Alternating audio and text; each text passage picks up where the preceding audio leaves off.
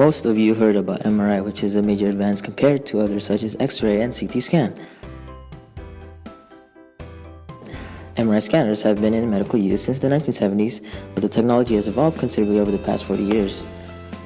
This use of the MRI to detect brain functioning rather than a purely diagnostic tool is referred to as the fMRI, functioning MRI.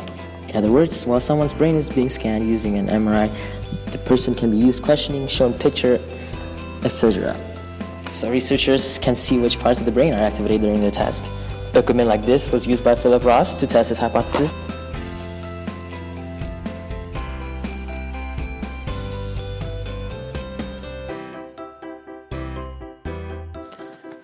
fMRI might be employed for uses beyond medicine, such as detecting the brain structures involved in human thinkings, emotions, motivations, and behaviors.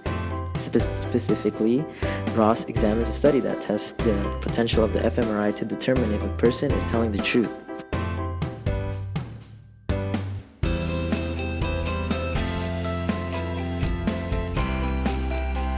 The brain is being observed and the subject tells the truth. One part of the person's brain will light up, the part containing the truth.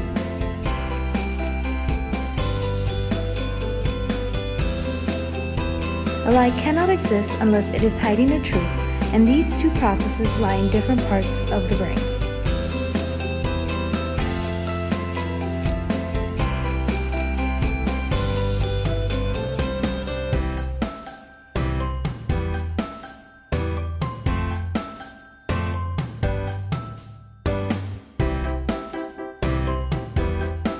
The method was fundamentally simple. Participants were asked to select one of 3 envelopes, all of which contained the 5 of clubs and a $20 bill. They did not know the contents were all the same.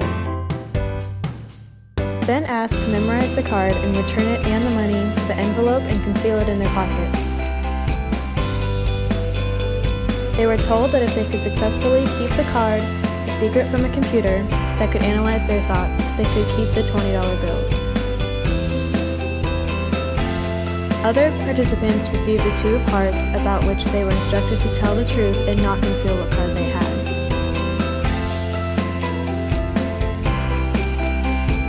Each participant was then placed on the fMRI scanner with access to a yes or no button. They were then asked, "Do you have this card?" The researchers were aware of which card the participants possessed, but the participants did not know this.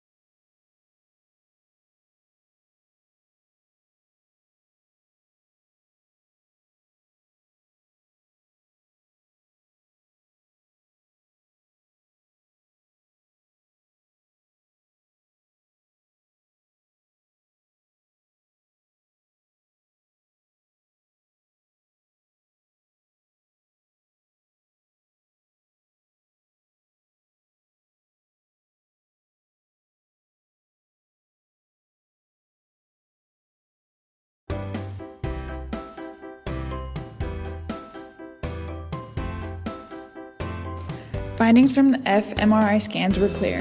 Participants who told the truth utilized only one brain region. Participants who lied showed 2 brain regions in action.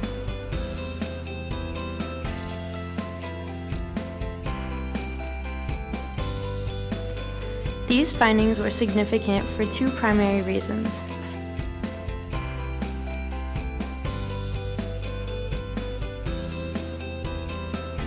First, they demonstrated that MRI scanning may have important uses beyond medical diagnosis and perhaps could become a foolproof lie detector, the results of which might eventually be allowed in court, in much the same way as DNA has become an accepted way of proving or disproving certain crimes.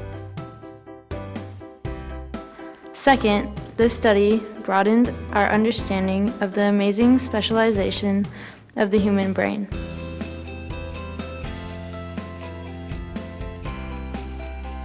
If you look at a human brain, it appears to be no more than a mushy mass of cells and tissue. But in reality, your brain is extremely specialized, reserving specific regions for specific tasks. Your brain has a multitude of specialized regions that are assigned specific jobs for recognizing faces, to speaking, to planning, and problem solving, and so on. In this particular study, you saw one region dedicated to telling truth and another dedicated to lying. In conclusion, the applications and utility of the fMRI to help us understand how the brain works, whether it be relating to lie detection, psychological brain disorders and injuries, or revealing variations in how the brain of people or groups of people are wired, are still largely unrevealed. Now, neuroscientists have the fMRI and other non-invasive tools to study, diagnose, treat, and cure brain-related disorders far more effectively than ever before, and perhaps even record your thoughts.